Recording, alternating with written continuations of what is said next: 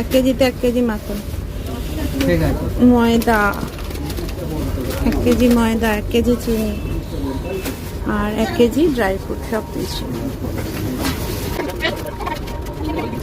ডিমটা দিয়ে দেব তখন।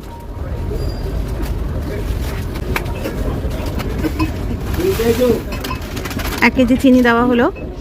প্রথমে মাখনের সাথে চিনিটাকে মেশানো হচ্ছে ভালো করে। 1 কেজিতে 30টা ডিম দেওয়া হয়।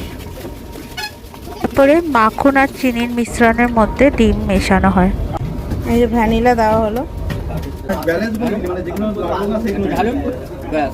ড্রাই ফ্রুটের মধ্যে কিশমিশ, মোরব্বা আর কাজু দিয়েছিল। এইবারে 1 কেজি ময়দাটা মিশিয়ে দেওয়া হলো মাখন, চিনি, ডিমের মিশ্রণের সাথে। 1/2 চামচ বেকিং পাউডার দেওয়া হলো।